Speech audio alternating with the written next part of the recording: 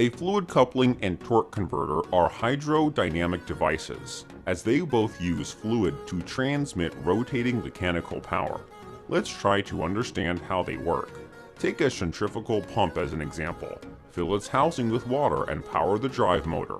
As the impeller rotates, the blades will act on the liquid particles, transferring energy to them.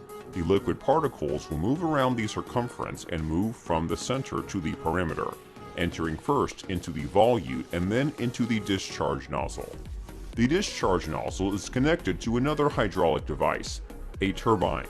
Its construction is similar to that of a pump, but the turbine performs the opposite task. While the rotating impeller makes the liquid move in a pump, in a turbine, on the contrary, the moving liquid makes the impeller rotate.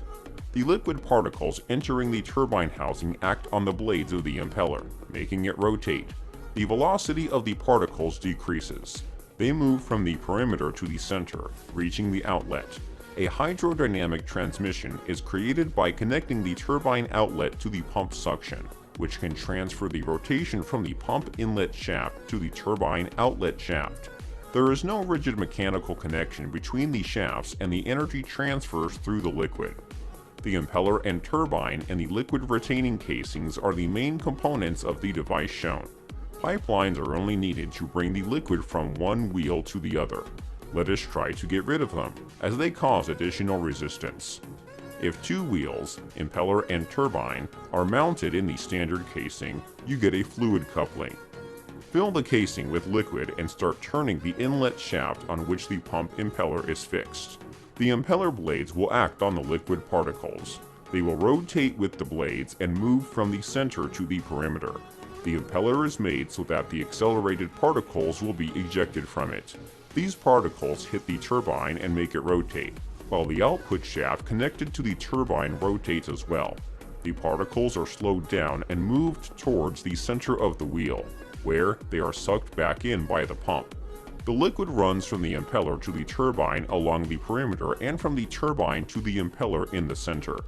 In this way, the rotation is transferred from the inlet to the outlet shaft, but a liquid rather than mechanical transmission is used. Such transmission provides slipping, infinitely variable rotation frequency, the possibility of stopping the outlet shaft when the inlet one rotates, limitation of dynamic overloads, and smoothing shocks when transmitting torque.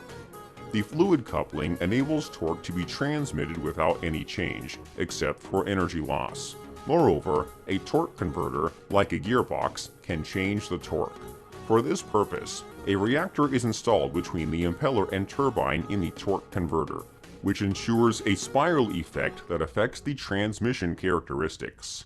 In the converter, as in the fluid coupling, the liquid is pressurized by the impeller and flows to the turbine, causing it to rotate. In the converter, however, the reactor is placed between the impeller and turbine. In the torque converter shown, the liquid flows from the turbine outlet to the reactor, which ensures that the flow is swirled in the direction of rotation of the pump, resulting in more torque. How does the reactor change torque? The liquid particles at the outlet of the pump perform a complex movement.